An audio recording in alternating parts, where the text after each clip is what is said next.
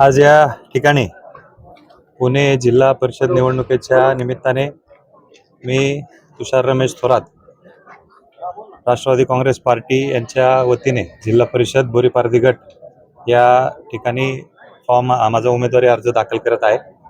तसंच अतिशय साध्या पद्धतीने फक्त प्रमुख कार्यकर्ते गटातील आम्ही सर्वजण इथे येऊन आज माझा फॉर्म मी त्या ठिकाणी भरत आहे।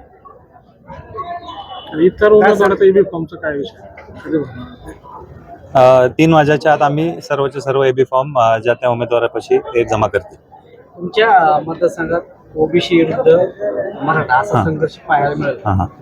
नाही, असं कुठलाही संघर्ष तिथे पाहायला मिळणार नाही। आम्ही शेवटी सामाजिक जीवनात काम करत असताना सर्व घटक, सर्व धर्माचे असतील, सर्व जातीचे लोक आम्ही सोबत काम करत असतो आणि असा कुठलाही संघर्ष तिथे पाहायला मिळणार नाही। आता आपलं विजन काय आहे? विजन म्हणजे गेली 4 वर्ष झेडपीच्या माध्यमातून कुठल्याही प्रकारचे काम त्या ठिकाणी झालेले नाहीत आणि जी काही पेंडिंग कामं आहेत ती पहिले मार्गी लावून इथून पुढच्या काळात जे काय आपल्याला टेक्निकली स्ट्रॉंग असा एक डेव्हलपमेंट प्लॅन गटासाठी बनवायचा आणि अजितदादाच्या माध्यमातून जास्तीत जास्त विकास करण्याचा आमचा अजेंडा आहे। तुतारा आणि घड्याळीचा युती झाली अशी चर्चा आहे तालुक्यात, ते एक मनाने एकत्र अजून आलेलं दिसत नाही। मला अजून तरी काय माहिती नाहीये। जरी युती झाली असेल तरी आणि नसेल तरी सगळ्यांना आम्ही सोबत घेऊन जायचा प्रयत्न त्या ठिकाणी करणार आहे। महाराष्ट्रातून तुतारीचा एकच फॉर्म आलाय, ते बी दौंड तालुक्यात। मला तरी अजून त्याबद्दलची माहिती नाहीये। नवीन चेहरा म्हणून आपण आता उमेदवारी तर काय सांगू शकाल की आज तरुणांसाठी काय सांगू शकाल की आज?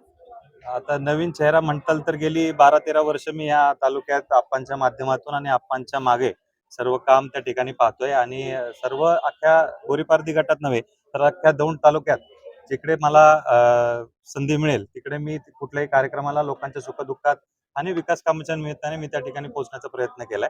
त्यामुळं नवीन चेहरा असं जर माझी पहिली सुरुवात जरी असेल तरी चेहरा म्हणून मी नवीन नाही आणि त्याच ठिकाणी माझ्यासारख्या युवा कार्यकर्त्याला आदरणीय दादांनी आणि आप्पांनी जी काही संधी दिली ते सोनं करण्याचं काम मी त्या ठिकाणी करणार आहे आणि माझ्यापासून अनेक युवक असे प्रेरित होऊन येणाऱ्या निवडणुकांमध्ये अर्ज दाखल करते आणि एक तरुण नेतृत्व या अख्ख्या महाराष्ट्राला त्या ठिकाणी दादांच्या माध्यमातून मिळेल।